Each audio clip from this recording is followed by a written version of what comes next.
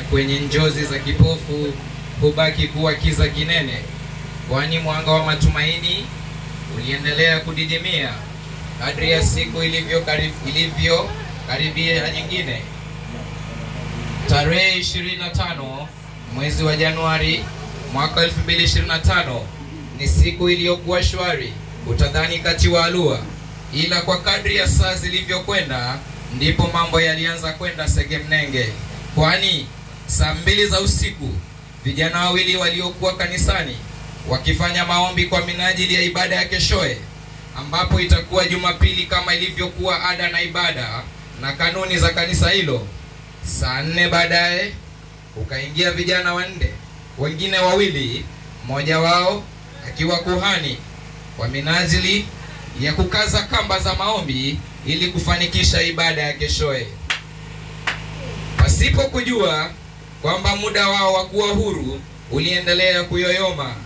Dakika 30 baadaye maombi yalitamatika na kuhani kuwasihi wale vijana watatu ya kwamba angependa wabaki ili afanye sala zaidi, kwani ganga za mganga huleta matumaini,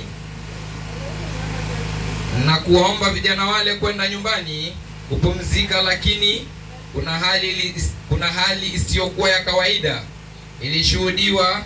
Kama desturi za kanisa, panapofanyika maombi ya ziada, waumini wanapotamatisha ibada usiku hutoka kwa pamoja kwa sababu za kiusalama, lakini inaonekana malaika mtoa roho Israeli kesha piga kambi, manake asingelienda bila roho mkononi.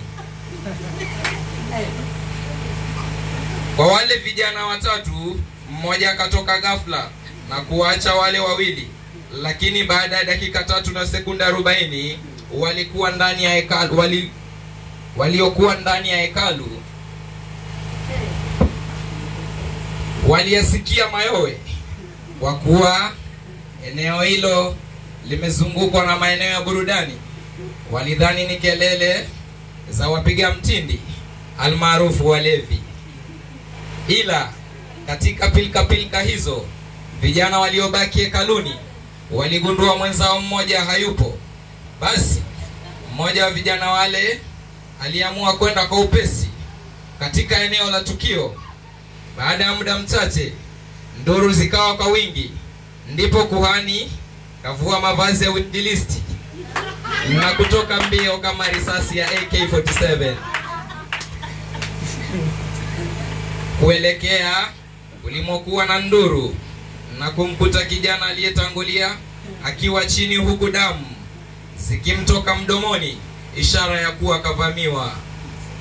Ndipo wakaona umati wa watu ukiwa umekusanyika pembeni, kijana aliyetoka wa pili akiwa miongoni mwa umati ule ambao ulifanikiwa kumkamata mmoja wa wavamizi hao, ambapo kijana aliyevamiwa aliweza kuonyesha umati kabla ya kupoteza fahamu baada ya kuvuja damu kwa wingi.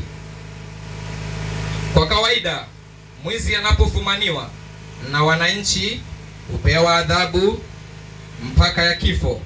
Wavamizi hao waliokuwa wawili, mmoja katoroka akiwa amefanikiwa kumpokonya kijana yule begi lililokuwa na kipatakilishi almaarufu katika lugha ya Kimombo laptop na bidhaa zingine zenye thamani.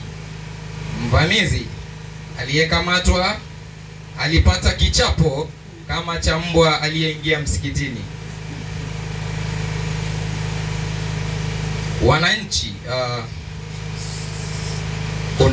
kuhani pamoja na kijana aliyebaki hekaluni, ambaye alikuja ghafla pia, kwa kuona wenzio wamekawia, walimnyanyua aliyejeruhiwa na kumpeleka hospitali inayojulikana kwa jina Selacare iliyomo katika mtaa wa Pipeline viungani mwa jiji la Nairobi.